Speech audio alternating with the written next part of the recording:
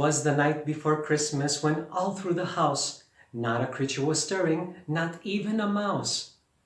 The stockings were hung by the chimney with care, in hopes that St. Nicholas soon would be there.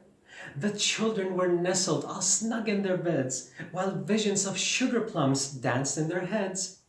And Mom in her kerchief and I in my cap had just settled our brains for a long winter's nap. When out on the roof there arose such a clatter, I sprang from my bed to see what was the matter. Away to the window I flew like a flash, tore open the shutter and threw up the sash. The moon on the breast of the new-fallen snow gave the luster of midday to objects below. When what to my wondering eyes should appear but a miniature sleigh and 8 tiny reindeer. With the little old driver so lively and quick, I knew in a moment it must be Saint Nick.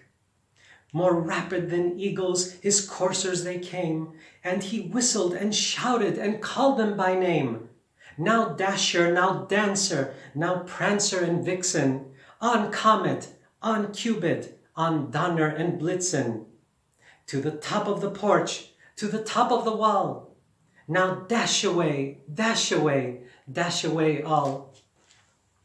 As dry leaves that before the wild hurricane fly, when they meet with an obstacle mount to the sky.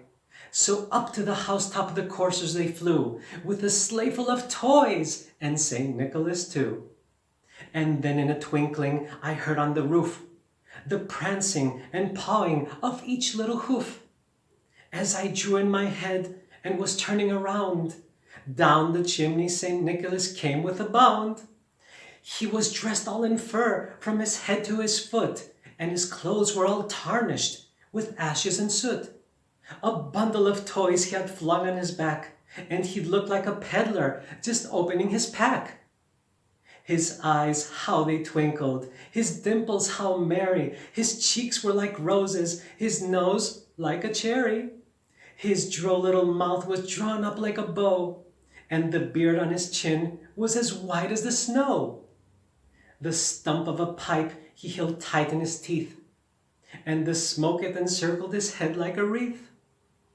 He had a broad face and a little round belly that shook when he laughed like a bowl full of jelly. He was chubby and plump, a right jolly old elf, and I laughed when I saw him in spite of myself.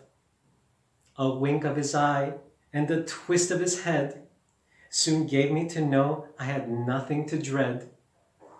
He spoke not a word, but went straight to his work, and filled all the stockings, then turned with a jerk, and laying his finger aside of his nose, and giving a nod, up the chimney he rose.